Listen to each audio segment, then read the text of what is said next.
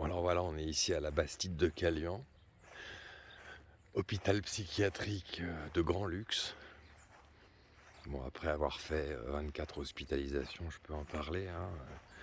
Le Vinatier à Lyon, Maison Blanche à Paris, Montfavet à Avignon. Des prisons, bah alors là on est carrément dans un centre, on a tennis, spa, piscine, des chambres 5 étoiles avec clim, super restauration, c'est le top quoi. Ouais, faut être fou et irresponsable pour venir dans un endroit pareil. Enfin. Alors attendez, je me présente. Voilà, salut à tous.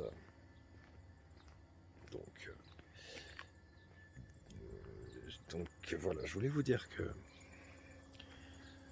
la première chose qui est apparue chez l'homme quand il est arrivé, alors je sais pas si vous regardez, voilà, faut regarder la vidéo ici, pour regarder. Donc la première chose qui est arrivée à l'homme, qu'il a ressenti, c'est le temps. Simplement parce que quand il est arrivé, enfin le premier qui a pris conscience de lui-même, s'est dit mais d'où je viens? Et en fait en se disant d'où je viens, il a créé un avant, donc en fait il a créé le temps. C'est d'ailleurs le propre de l'homme parce que pour une pierre ou un cheval, le temps, ça veut pas dire grand chose en fait. Et le temps c'est assez compliqué parce que tout le monde sait ce que c'est, tout le monde le ressent, mais personne ne peut vraiment expliquer ce que c'est. C'est assez insaisissable finalement.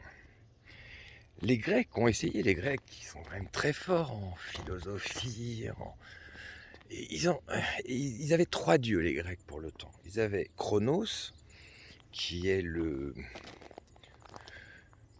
dieu du temps de l'usure, le temps du faire, le temps de l'avoir. Ça c'est Chronos. Il y a Kéros, le second temps, qui est le temps opportun, le temps de la datation, le moment où tout bascule.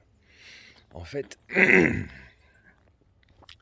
ces deux temps, ces deux premiers temps, il y en a un troisième, mais ces deux premiers, lorsqu'ils sont alignés, l'homme est aligné, c'est-à-dire qu'il est ni stressé, ni dans l'ennui. Donc on peut aligner déjà, on le sait depuis très longtemps. Et d'ailleurs beaucoup de gens sont alignés, sans stress. Bon. Le troisième temps s'appelle Aion, pour ceux qui savent. En fait, c'est un temps qui n'a jamais été très très bien défini. Enfin, on dit que c'est le temps de la conscience pure, mais qu'est-ce que ça veut dire exactement? Je pense que c'est une question qu'on se pose depuis 200 000 ans, à peu près. Enfin, si on arrive à se la poser. Et en fait, voilà la réponse.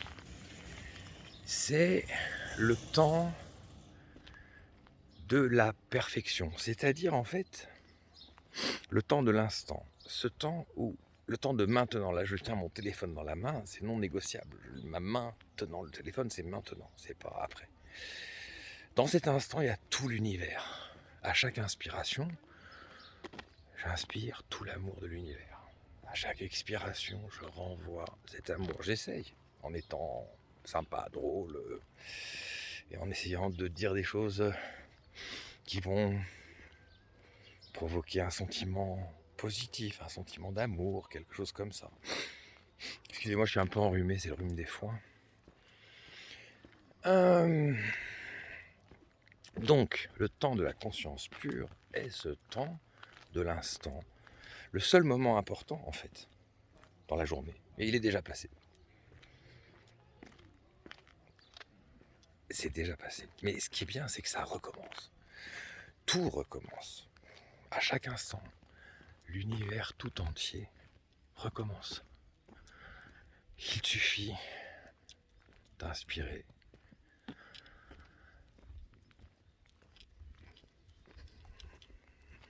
et d'expirer. Observer son souffle, voir s'il est long, court, profond. C'est suffisant pour être. Respirer, s'alimenter, c'est sûr. Et être présent. Le rap, quoi. Donc la suite au prochain numéro.